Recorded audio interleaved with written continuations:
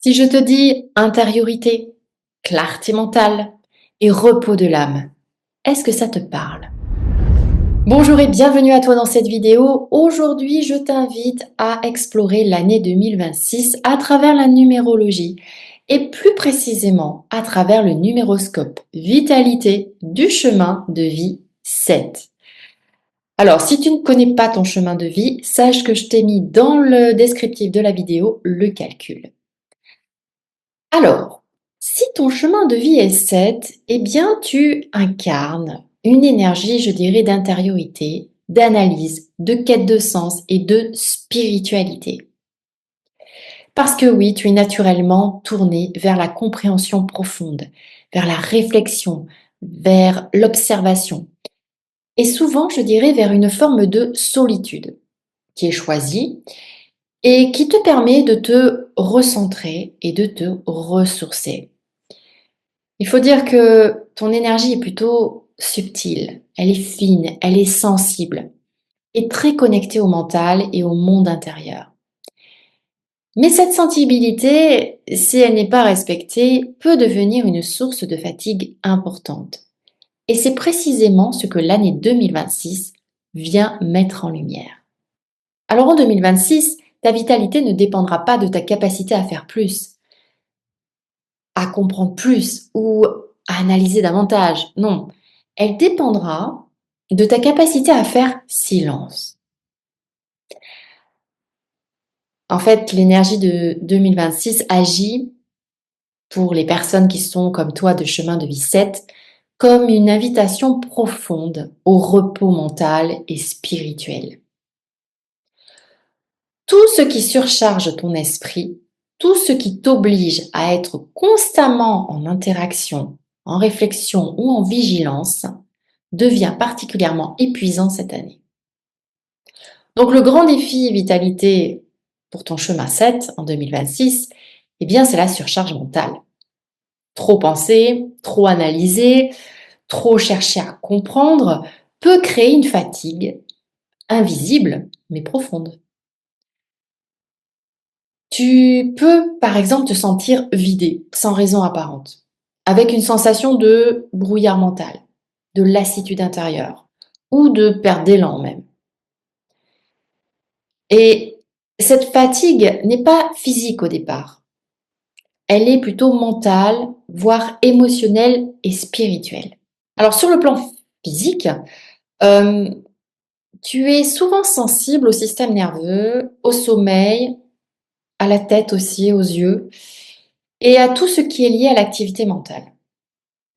Donc en 2026, ton corps te demande de ralentir le flux des pensées. Parce que les troubles du sommeil, les maux de tête, la fatigue chronique ou la difficulté à te concentrer peuvent être des signaux clairs qu'il y a un déséquilibre à ce niveau-là. Alors, ton corps ne te demande pas de comprendre davantage, il te demande de te reposer intérieurement. Et ce qui te régénère profondément en 2026, ce sont des espaces de silence, de solitude choisie, de contemplation aussi, pourquoi pas. Je dirais que le calme devient un véritable soin. Les moments sans stimulation extérieure, sans écran, sans analyse, sont, je dirais, essentiels pour ta vitalité.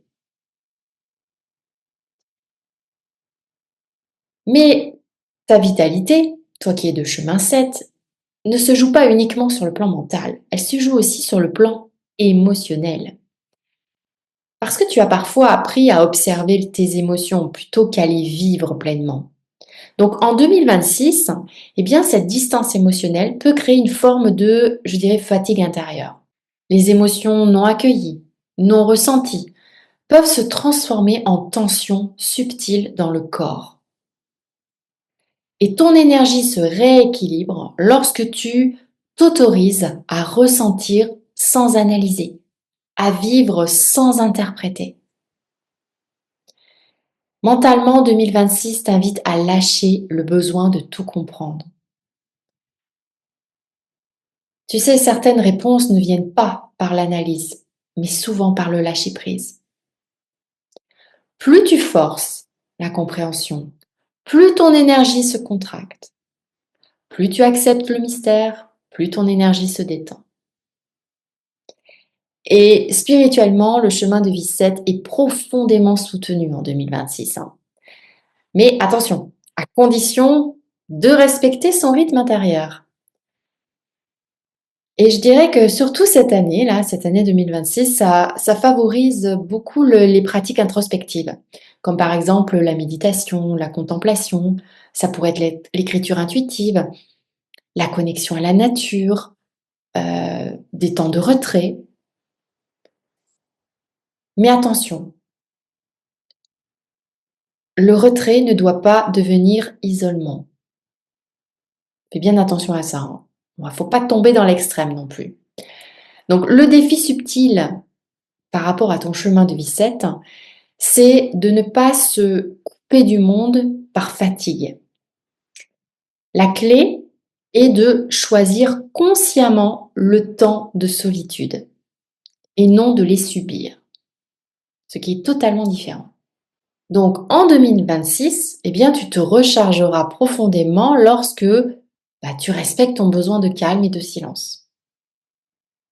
Lorsque tu limites les stimulations mentales inutiles. Lorsque si tu dors suffisamment et à heures régulières. Également lorsque tu pratiques des temps de présence intérieure. Et surtout, lorsque tu acceptes de ne pas tout comprendre. Je dirais que cette année te demande vraiment une hygiène mentale et spirituelle aussi importante que l'hygiène physique. Ton énergie se régénère lorsque ton esprit se repose.